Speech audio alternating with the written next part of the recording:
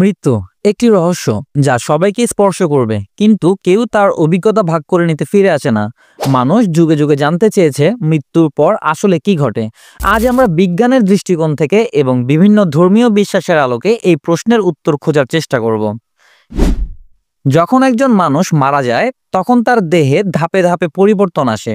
প্রথমে হৃদস্পন্দন ও শ্বাস প্রশ্বাস বন্ধ হয়ে যায়, মস্তিষ্কের অক্সিজেনের অভাব দেখা দেয়, যার ফলে 10 থেকে 15 সেকেন্ডের মধ্যেই চেতনা সম্পূর্ণভাবে হারিয়ে যায়। এরপর শুরু হয় শরীরের ধীর পচন প্রক্রিয়া। মৃত্যুর 2 থেকে 6 ঘন্টার মধ্যে পেশিগুলো শক্ত হয়ে যায়, একে বলে রিগর মর্টিস।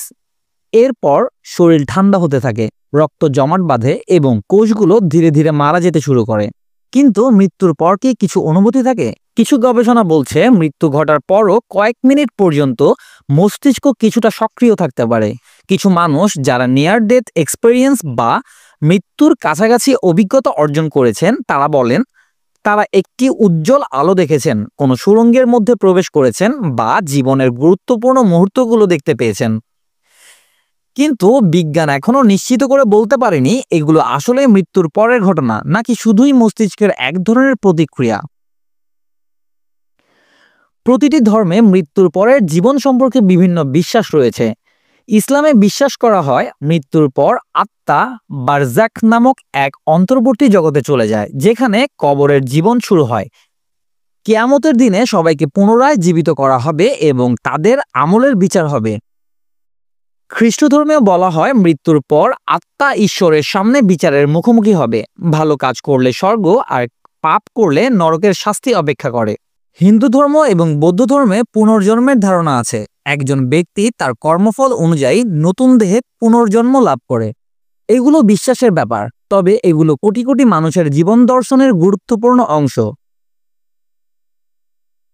মৃত্যু মানে কি সবকিছু শেষ, নাকি আমরা আমাদের কাজের মাধ্যমে বেঁচে থাকব?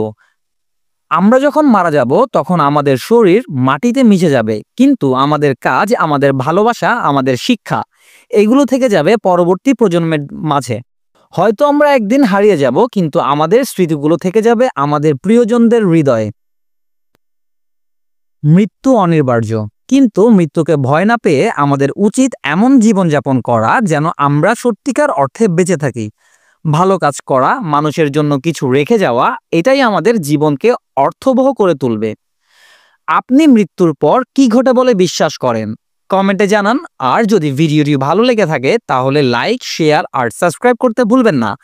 দেখা হবে পরবর্তী ভিডিওতে।